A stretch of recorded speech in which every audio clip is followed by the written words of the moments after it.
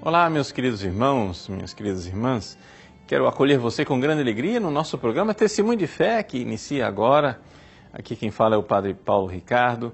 Quero convidar você para nos próximos minutos nós refletirmos juntos a respeito da Palavra de Deus. Essa é a identidade desse nosso programa. É um programa para nós fazermos frutificar no nosso coração as riquezas dos mistérios que a Igreja celebra a cada domingo. E nesse domingo nós estamos no terceiro domingo da Páscoa. E a Igreja proclama o Evangelho fantástico, extraordinário, dos discípulos de Emaús, da aparição de Jesus aos discípulos de Emaús. Trata-se do Evangelho de São Lucas, capítulo 24, versículos de 13 a 35.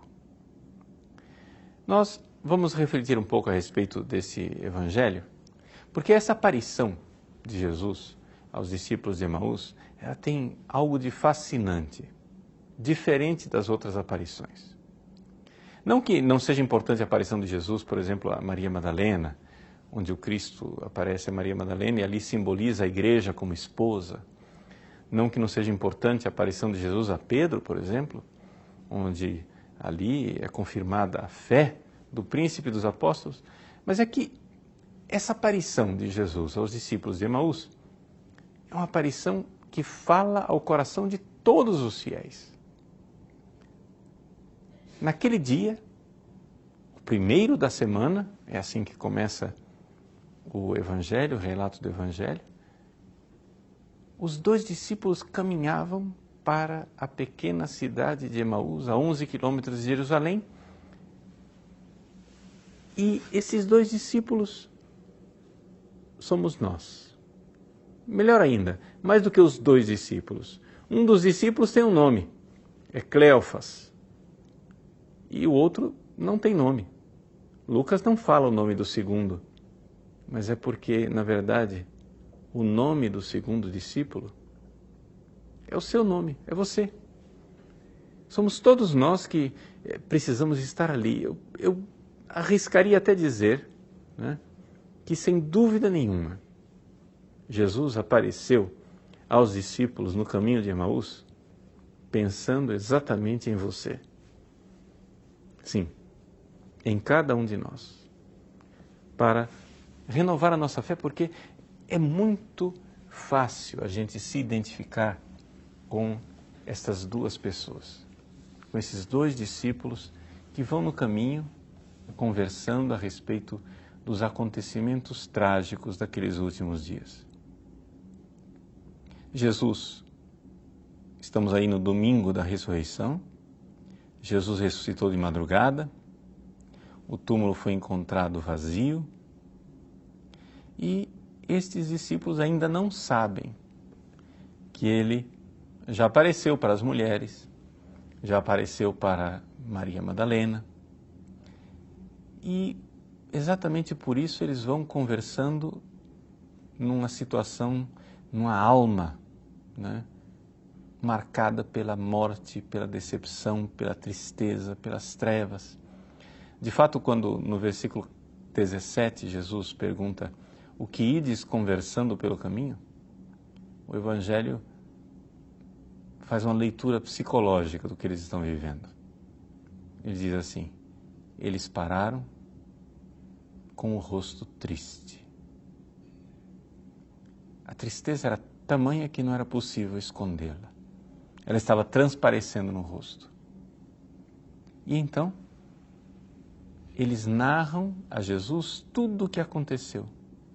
E concluem com uma frase que é como se eles tivessem colocado uma pedra em cima de um túmulo, ou seja, eles rolaram a pedra em cima do cadáver da esperança deles.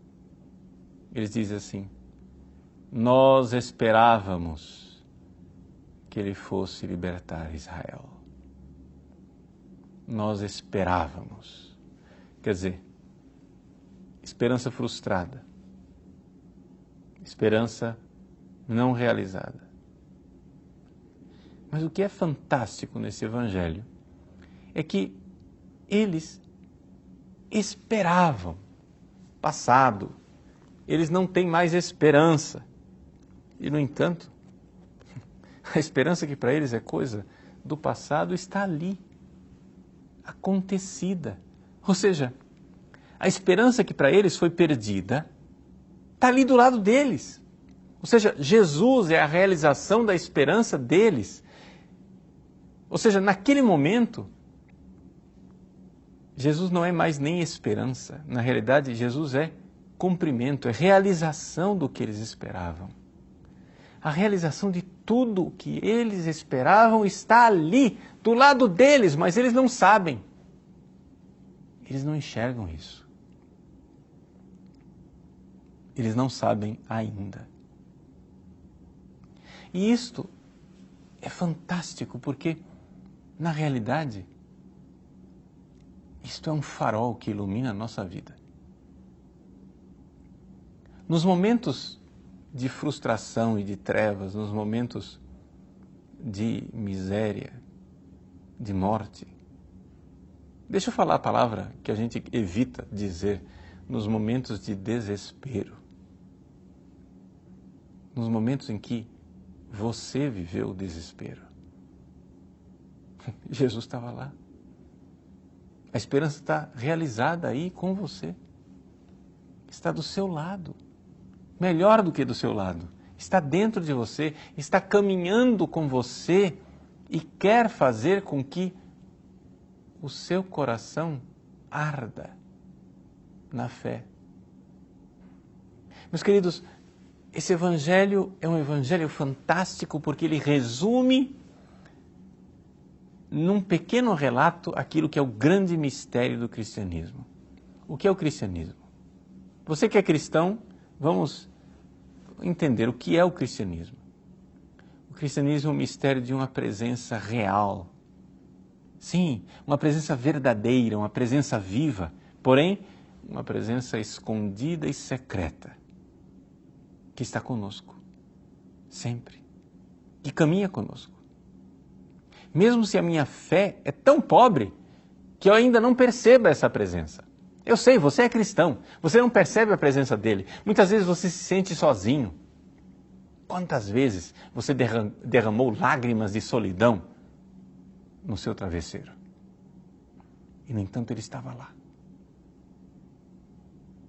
Sim, ele estava lá, ressuscitado, só que você não sabia, só que você não enxergava, como aqueles discípulos de Emaús não enxergavam. Então, vamos refletir sobre este evangelho e vamos descobrir qual é o segredo para que a gente enxergue.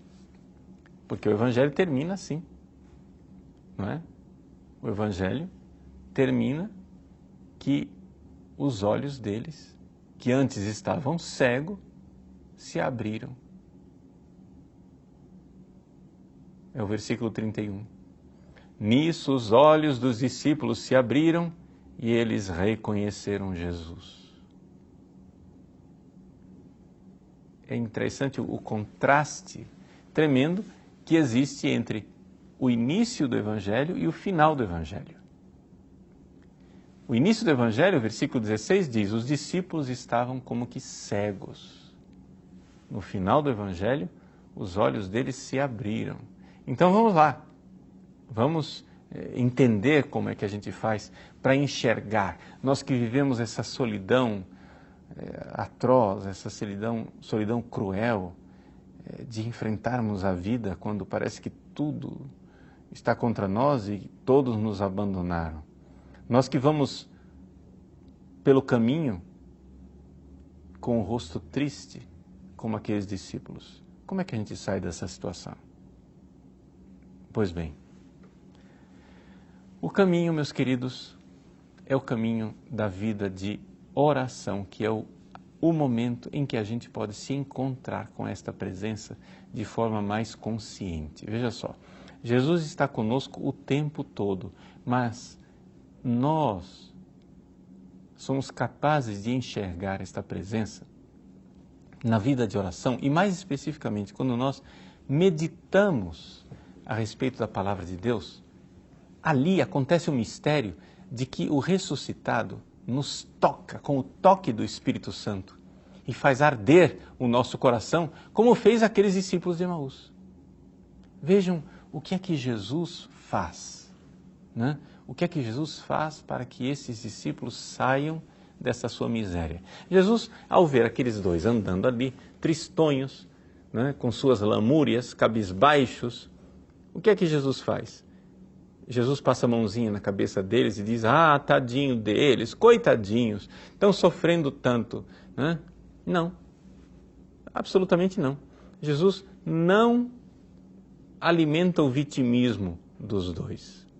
Jesus vai com a faca, né, de uma espada de dois gumes, porque a palavra de Deus ela é assim, ela é penetrante. Não é? Você está doente, então a gente precisa enfiar o bisturi, a faca, precisa cortar mais profundo ainda para curar você. Jesus diz a eles, versículo 25, como sois sem inteligência e lentos para crer em tudo que os profetas falaram. Vejam como Jesus parece, de alguma forma, ser cruel, não é? Porque qualquer pessoa que encontra alguém enlutado, alguém tão decepcionado e ferido, nossa reação é querer consolar a pessoa, é dar os nossos sentimentos, nossa solidariedade. Jesus não, Jesus diz, sois sem inteligência e lentos para crer. Ou seja, Jesus está dizendo, se vocês estão tristes assim, a culpa é de vocês. É como se ele dissesse, olha, eu estou ressuscitado, eu estou vivo, e se vocês não enxergam isso, a culpa é de vocês. Porque vocês são sem inteligência e lentos para crer. Bom, até aqui, o diagnóstico da doença. Não é? Os discípulos achavam que a doença deles é que eles foram decepcionados por Jesus. Jesus, como um bom médico, dá o verdadeiro diagnóstico e diz, a doença de vocês é falta de fé. Se vocês tivessem fé, a inteligência de vocês estaria iluminada e a vontade de vocês estaria sendo convidada. Porque é isso que Deus faz quando a gente faz um ato de fé. Todas as vezes que a gente reza, né, e realiza um ato de fé exercida, o que Deus faz, o que o ressuscitado faz, é que Ele envia o Espírito Santo que ilumina a nossa inteligência e convida a nossa vontade. E aí nós enxergamos essa presença dEle. Mas vamos com calma. Vamos lá. Jesus dá o diagnóstico. O problema de vocês é falta de inteligência e falta de fé. Lentidão para crer. E agora? Qual é o remédio que Jesus vai aplicar nesta ferida? Nessa ferida que, de alguma forma, foi Ele quem abriu. Vai ser a meditação da palavra. E começando por Moisés e passando pelos profetas, explicava aos discípulos todas as passagens da Escritura que falavam a respeito dele. Jesus conduziu uma longa meditação. E enquanto ele ia meditando sobre aquela palavra de Moisés e dos profetas, dessas pessoas que já tinham morrido séculos antes, aquela palavra foi se demonstrando não como uma lembrança do passado, não como um arquivo morto que foi aberto, não como palimpsestos cheios de poeira que eram tirados das estantes. Não. Jesus sopra sobre os ossos ressequidos daquelas palavras do passado e elas têm vida. Não ardia o nosso coração enquanto Ele, pelo caminho, nos explicava as Escrituras? Sim, Ele nos fala. Mas é necessário ouvir a voz dEle dentro de nós, ressuscitado, vivo. Veja, meus irmãos, eu disse e quero repetir porque esta é digamos, o ensinamento central que eu gostaria de transmitir neste programa hoje, é que o cristianismo é o mistério de uma presença real do ressuscitado. Sim, ele é real, embora ela seja escondida e secreta. Jesus está presente, ressuscitado em nosso coração. Ele caminha conosco, Ele nos fala ao coração. O que a gente precisa é robustecer a nossa fé para conseguir enxergar aquilo que a gente não enxerga. Se a minha fé é pobre, é claro que eu não vou reconhecê-lo. Eu vou estar como esses discípulos cegos, que caminham cegos no caminho. Mas Ele é luz, Ele quer iluminar a nossa cegueira. Ele quer abrir os nossos olhos. Então como é que a gente deve fazer? Você deve, aqui, vamos ser bem práticos, você precisa encontrá-lo. Vamos agora, nesse programa, quero convidar você a se recolher um pouquinho. Não sei onde é que você está agora nesse momento, se você está em casa, circulando, né? Fazendo alguma coisa, arrumando a casa, ou fazendo esporte. O que é que você está fazendo ao ouvir esse programa?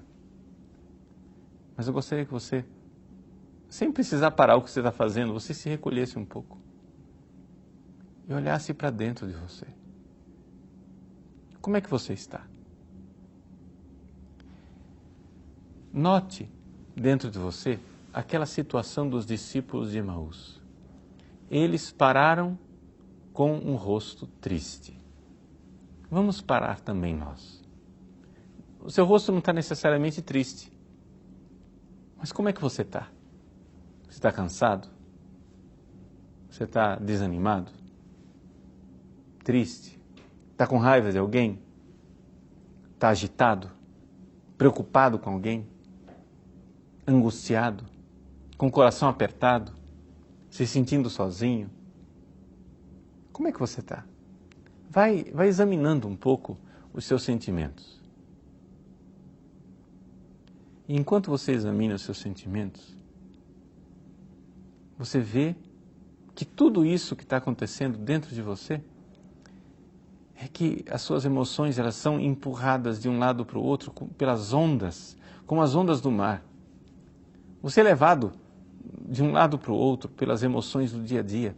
Puxa vida, todo dia tem uma notícia ruim, todo dia tem alguma coisa acontecendo, todo dia tem alguma coisa que te puxa para baixo, que te desanima, de tal forma que você pode até dizer assim, puxa, eu esperava que me aproximando de Jesus a minha vida ficasse melhor. Eu esperava que junto com Jesus eu não precisasse mais me angustiar assim. Eu esperava. Assim como eu, como padre, né? Quantas vezes na minha vida de sacerdote eu tive que parar e pensar, puxa, eu esperava que sendo padre, a presença dele fosse mais evidente. Eu esperava que estando na igreja o tempo todo, celebrando os sacramentos o tempo todo, eu não fosse me sentir sozinho. Eu esperava que as cruzes da vida não fossem me esmagar.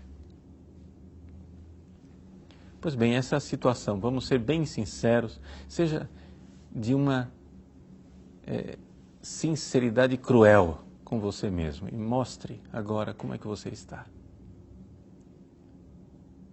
E ouça a palavra de Jesus dirigida a você. Onde é que Jesus fala com você? Não é nesse maremoto de sentimentos, não são nessas ondas que encapeladas jogam o seu barquinho de um lado para o outro, não. Existe um lugar lá no fundo da sua alma onde Jesus toca você todas as vezes que você comunga. Procure Jesus lá. E é Ele quem diz a você: ah, como você é sem inteligência. Sim, sem inteligência, porque são os animais que são empurrados pelos sentimentos. As pessoas inteligentes enxergam a luz da verdade. Como você é lento para crer. Senhor, Jesus, eu vos peço, tocai o meu coração com esta palavra, essa palavra que fere, essa palavra que desafia. Fazei, Senhor, com que verdadeiramente eu veja que no fundo eu estou sofrendo, mas estou sofrendo e a culpa é minha. Porque vós estáis comigo o tempo todo, mas é que eu vou andando pelas estradas desta vida, esquecido de vós. Sim, Senhor, é o meu esquecimento. Eu vou esquecido de vós. E então eu tenho que confessar, Jesus, que o nome da minha solidão é esquecimento. Sim, porque eu me lembro de tantas coisas e de tantas pessoas, me lembro de tantos problemas e de tantas angústias, mas não me lembro de vós. Eu não me lembro daquele toque suave de vossa graça, com o qual me tocais em cada comunhão. Eu não me lembro da vossa presença, vós que estáis no fundo da minha alma, Senhor.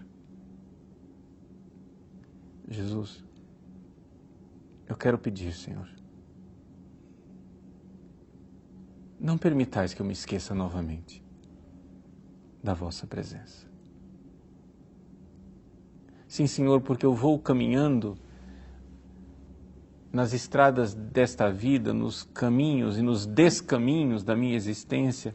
Eu vou caminhando, Senhor, esquecido de vós e por isso sou dilacerado pela tristeza, sou acabrunhado pelo peso da minha cruz e, no entanto, eu não me lembro, Senhor, eu não me recordo que eu tenho do meu lado o mais belo de todos os sirineus, o melhor de todos os companheiros, aquele que faz a cruz leve, sim.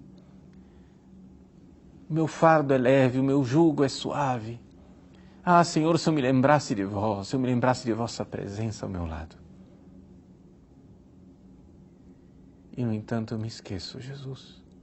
Jesus, que esse tempo de Páscoa seja um tempo para que eu não me esqueça de vós. Dai-me, Senhor, esta graça. A graça de eu me lembrar desta presença realizada ao meu lado. Sim, os discípulos de Emaús confessam desesperados, dizendo, nós esperávamos. E, no entanto, vós estáveis ali do lado, como esperança realizada. E vós estáis aqui, Senhor, agora, nesse momento, não daqui a 10 anos, e nem daqui a 10 minutos. Agora, Senhor, vós estáis aqui, tocando a minha alma como esperança realizada, porque vós sois uma presença real. A vossa presença, Jesus, é mais real do que até a minha presença. Sim, porque onde é que eu estou? Onde é que está o Paulo Ricardo? Onde é que está o Paulo Ricardo de ontem? Onde é que está aquele jovem cheio de energia, cheio de saúde, de sonhos? Ele já não existe mais. Onde é que está o Paulo Ricardo de amanhã? Onde é que está o velho, doente, no leito de morte? Ele também não está aqui. Onde é que eu estou? Eu estou tão longe de mim. Eu não estou presente a mim mesmo. Eu estou sempre arrastado para tantas coisas longe de mim. Jesus, no entanto, a vossa presença é mais real do que até a minha própria presença. Eu não estou completamente aqui, vós estáis completamente aqui, Senhor, porque estáis ressuscitado e glorioso, embora estejais escondido e secreto. Mas é uma presença real, mais real do que a minha. Senhor, eu creio. Eu creio na vossa presença. Portanto, quero vos pedir, Senhor, nesse tempo pascal, ressuscitai a minha fé e fazei com que a minha memória nunca se esqueça de vós e que o meu coração se mantenha ardendo no caminho, enquanto viveis comigo a minha vida e carregais a minha cruz. Que o Cristo ressuscitado abençoe você, meu irmão, minha irmã, como discípulos de Emaús, sejam os nossos olhos abertos na Eucaristia que celebramos a cada domingo. Deus abençoe você. Em nome do Pai, e do Filho, e do Espírito Santo. Amém.